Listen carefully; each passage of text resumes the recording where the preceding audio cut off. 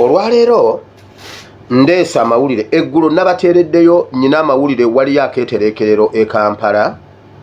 Museveni alina akeetereekerero kaalimu aka Salva Kiir okusinziira ku biriwo ne bye boogera ebitundu nga 80 ku buli 100 Salva Kiir alabika nga taliiwo.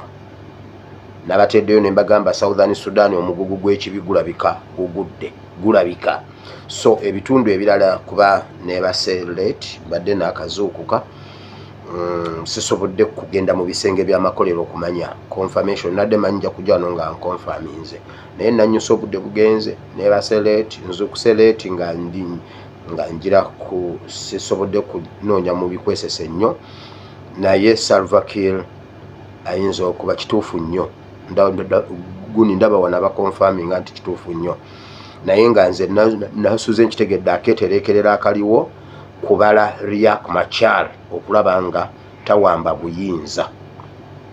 Riek Machar Museveni omumanyi Southern Sudan agifuga nga district ye era president abadde RDC we mu Juba. So keketereekerera akaliyo abatannabaka kuba bwe nakitaddeyo abasinze okunkubira be ba Southern Sudan nga bangamba no pastor ffe nga tetukiraba nga tetukitegeera nga tetunakiwulira ne mbagamba mukirinde. So I'm yet to find out. I will confirm njabaterayo ku hando zange tujabaterayo mujja kuba mu bifuna. Olwaleero mbaleetedde amawulire amalungi n'amabi. Mbaleetedde amawulire amabi n'amawulire amalungi. Amawulire amabi guni nsooke n'amawulire amalungi. Amawulire amalungi Museveni agenda kuva ku bukulembeze. Museveni tugenda muwangula bwe munaaba mumugjeeko nkiddamu. Museveni ne famire ye bagenda kuva ku bukulembeze bwe munaaba mubajjeeko aga amawulire malungi nyera mugakubire mu ngalo.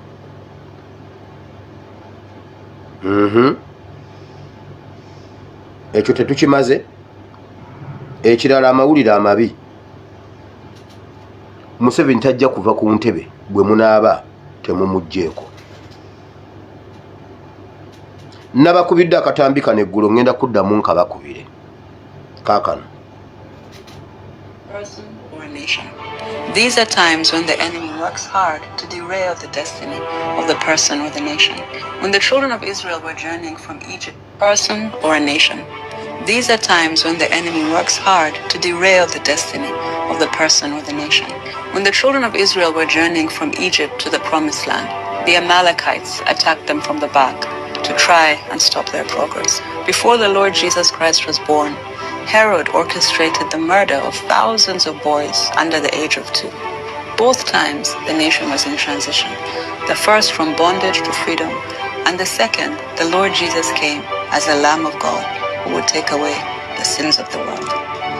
Both times, God's purposes prevailed, but not without spiritual warfare.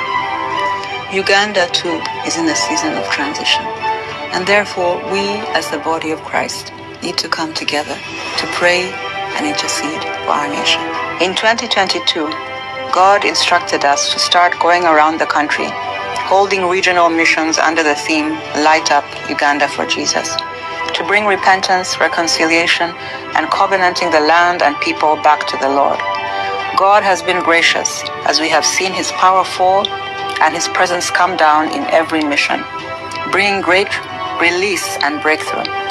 I warmly invite all pastors, leaders, intercessors, believers, and people of goodwill to come and be part of this holy convocation to the Lord.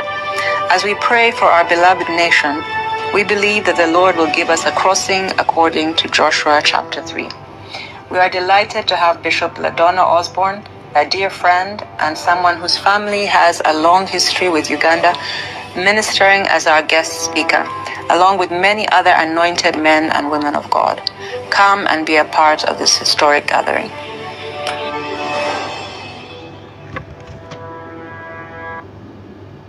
Now, abantu bano bakola ebintu nga bayimiridde mu bunnabbi.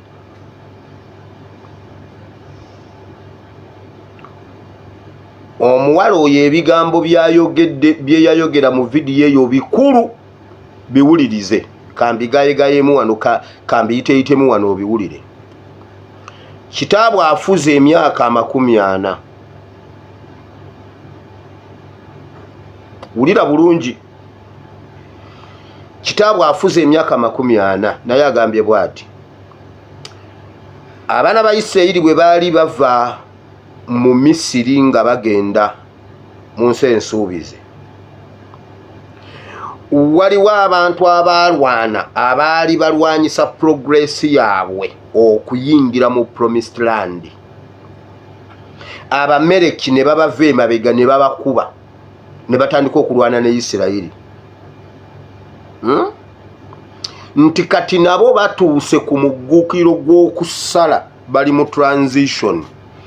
Jjukira abaasimbula Emisiri si be baatuuka. Abantu bano bali mu bunnabbi bw'okwesikiza obuyinza. Mbu bali mu tayimu ya transition, bali mu tayimu y'okukwata. Nakugambye bali mu kusala magezi kukwata buyinza kuddamu kubwewa. Nti prophetically bazadde baabwe be baasituka. Kati abaana baagala kikwata bayingire mu mirembe. Kwegamba nabo emyaka 8 bagibadde mu ddungu. Kati ffe batulabanga Abamereki. Ife bayita Abamereki. Ife tulinyirira ebyabwe. Kati ennaku emyaka 40 ag'abazadde baabwe gaweddeko, abaana bakwata ensi ensuubize. Okitegedde? Bino ebintu bya mwoyo biri mu Bayibuli bya mwoyo. Olutalo luli luddawa? Petition. Omwana agambye bali mu transition. Mu myaka 40 transition kije balimu.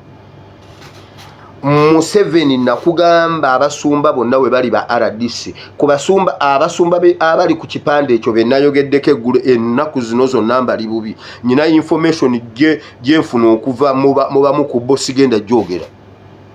Leka ninde 19 kaninde enkeera nga 2 nja babuulira. Sigenda gyogera. 1 sigenda gyogera. Kaninde ngena kuz'omwezi 2. Ngenda kugoberera ensonga eno njigguse. Tuyina ogiggusa nga bwe twaggusize ya Traore. Newankubadde yagala kuzza muzigo, naye ekitiibwa kiddire Mukama, kubanga Africa eri protected. Temujja kutumanyira manyira wano. Wateekwa okubaawo abagenda okusasula omutango ku lwa Africa, ku lwa Uganda ne ku lwa generation ezijja. Bwe tulibanga ffe bamu ku bo, bwe ndibanga nze omu ku bo, kale kikolebwenga okwagala kwa Katonda bwe kuli. Naye tukooya akamanyiro k'abatuusi n'Abanyarwanda. Wamawulira n'Abazungu. Wamawulira. Emyaka 40 gino bagirabanga ejja Musa. Kati bayinayo ate generation eya Yoswa. Bulijjo sibabuulira ebintu bino, Bible and politics. Bulijjo sibibabuulira. Omwana omuwala agamba bali mu transition. Era okumanya bali mu transition, bayimiridde mu kitabo kya Yoswa nga bakrossinga River Jordan. Kitegeeza generation yaabwe eri ku mugguukiriro to cross over. Bagenda kukwata obuyinza omulundi ogwokubiri. Wano we wali okulya n'okkomba essowaani. Wano we wali okulya n'okkomba essowaani. Militarily, politically, spiritually, majambiya kale. Buli muntu fune jambiya. Nedda muleke tweteme. Muleke tweteme. Bana abasirikale abanywa emyenge nga bazunga nga batamidde mubajjeeko emmundu. Nedda tukubagane. Museveni olumu yagamba bw'ati. Anti bwe mbyogera ebyo nga mugamba mbunno njogera bubi. Akantu ako nakateekawa kamala okukalaba wano. Jeno wa KDF wamma jangu wano tulabe. Akantu ako saakasalayo. akantu ako kali ludda wa nakaweerezaani ani yakansalirayo KDF sigwa kasala